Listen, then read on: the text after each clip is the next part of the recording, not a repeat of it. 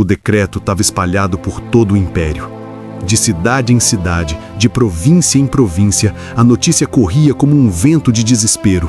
Havia um dia marcado para que os judeus fossem destruídos, mortos e aniquilados.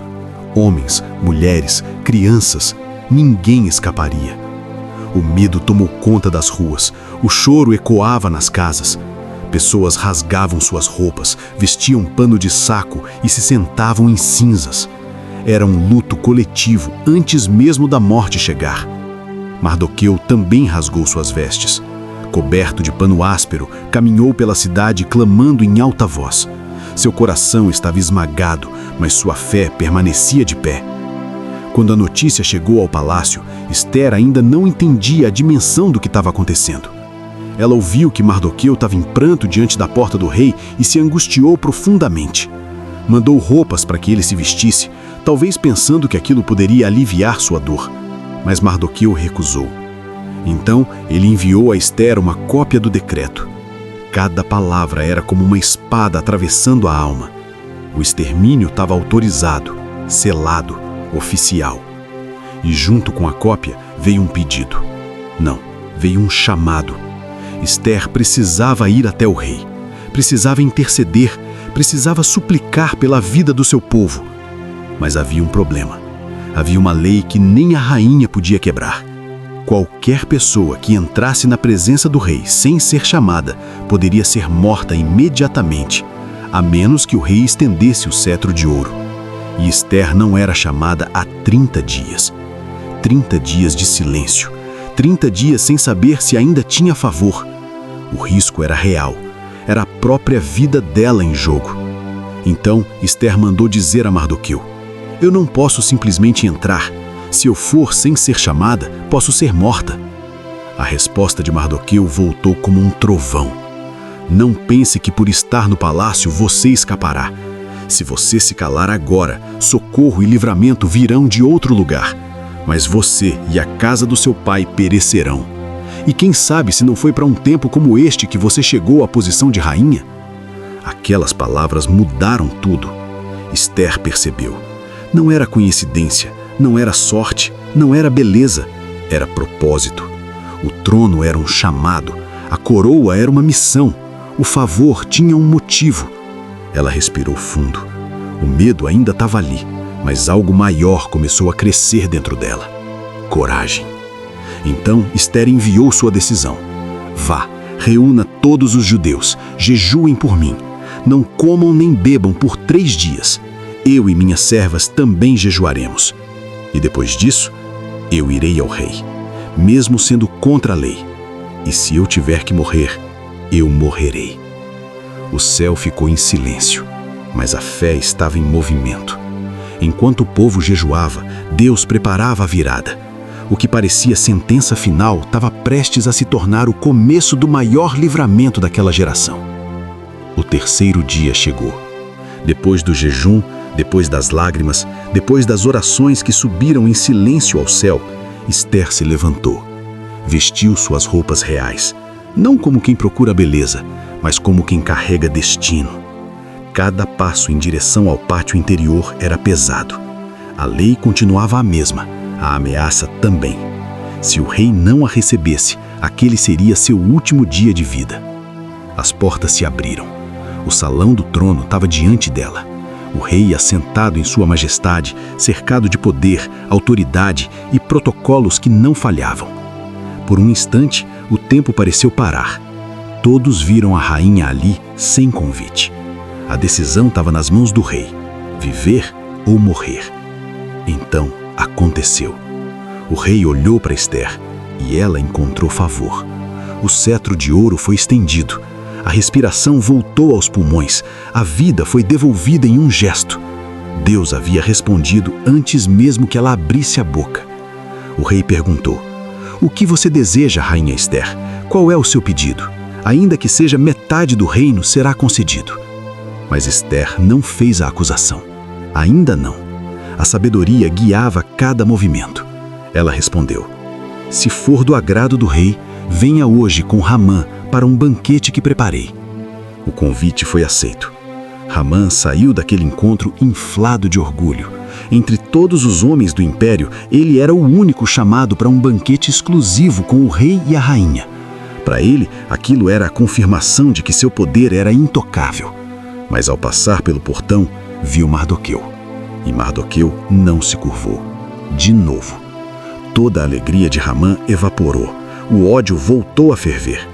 Em casa, aconselhado por sua família, ele mandou preparar uma forca altíssima. A intenção era clara. Pela manhã, pediria autorização ao rei para pendurar Mardoqueu nela. Ele dormiria tranquilo. Achava que o futuro estava nas mãos dele. Mas naquela mesma noite, o rei perdeu o sono. Sem explicação, sem motivo. Um detalhe pequeno aos olhos humanos, mas gigantesco nos planos de Deus. Para passar o tempo, pediram que lessem o livro das crônicas do reino. E ali estava registrado algo que parecia esquecido. Mardoqueu havia denunciado uma conspiração e salvado a vida do rei. Então, o rei perguntou: que honra demos a esse homem? A resposta foi constrangedora: nenhuma. Naquele momento, Hamã entrou no pátio para pedir a morte de Mardoqueu. Mas antes que falasse, o rei perguntou: o que se deve fazer ao homem a quem o rei deseja honrar? Hamã sorriu por dentro. Só podia ser ele. Então, descreveu uma cena de glória: roupas reais, cavalo do rei, desfile pela cidade. O rei respondeu: excelente, faça exatamente isso com Mardoqueu, o judeu. O mundo virou. O homem que queria matar agora precisava honrar. O orgulhoso conduziu o humilde. O perseguidor exaltou o perseguido. E Deus continuava trabalhando em silêncio, mudando cada peça do tabuleiro. Depois disso, Hamã foi direto para o segundo banquete. Mas agora, o medo caminhava ao lado dele. Ele não sabia que sua queda já tinha começado.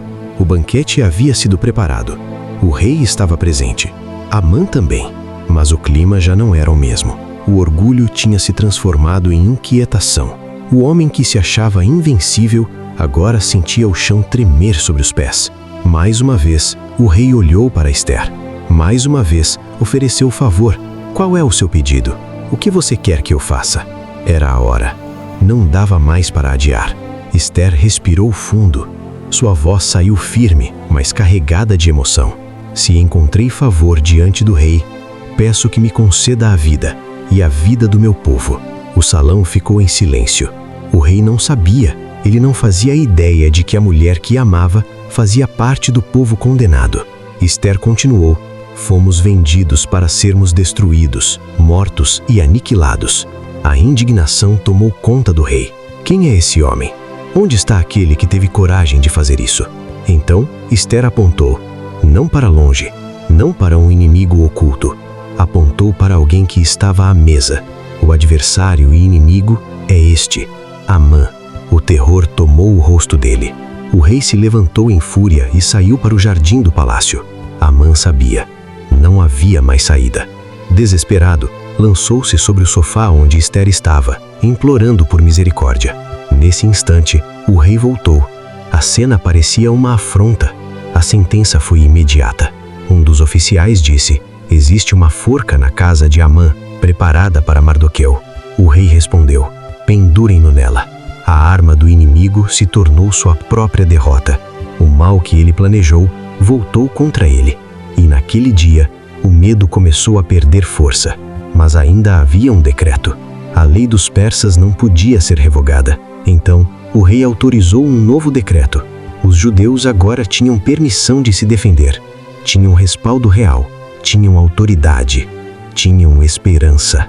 Mardoqueu saiu da presença do rei vestido de honra. A cidade que antes chorava, agora celebrava. Onde havia luto, surgiu alegria. Onde havia sentença, nasceu livramento. O dia marcado para a destruição se transformou em dia de vitória.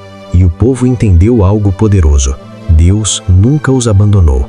Mesmo quando o nome dele não foi mencionado, mesmo quando parecia silêncio, ele estava movendo reis, mudando noites de sono, invertendo planos e escrevendo redenção. A festa foi instituída. O nome daquele tempo passou a ser lembrado geração após geração. Purim, memória viva de que o Senhor transforma tragédia em testemunho. E Ester, a jovem órfã que se tornou rainha cumpriu o propósito para o qual foi levantada.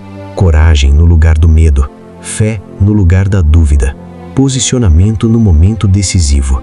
Deus escreveu através dela um dos maiores livramentos da história. E a mesma verdade continua ecoando até hoje. Quando tudo parece perdido, o céu ainda governa. E essa mesma verdade continua ecoando hoje. O Deus que agiu nos dias de Esther não mudou. Ele continua levantando pessoas improváveis, colocando-as em posições estratégicas e transformando decretos de morte em testemunhos de vida. Talvez você tenha chegado até aqui se sentindo cercado, pressionado, achando que forças maiores decidiram o seu fim. Mas a história de Esther prova algo eterno. Quando o povo de Deus se posiciona, o céu se movimenta. O favor que parecia distante aparece. A porta que parecia fechada se abre. E aquilo que foi preparado para te destruir pode se tornar exatamente o instrumento que Deus usará para te honrar. Se essa palavra falou com você, receba isso pela fé. Tome posse. Deixe essa história reacender sua coragem. Porque assim como Esther, você também pode ter sido colocado onde está para um tempo como este. Agora eu quero caminhar com você. Se essa mensagem te fortaleceu, curta este vídeo. Isso faz com que mais pessoas encontrem esperança. Compartilhe com alguém que precisa lembrar que Deus ainda está no controle.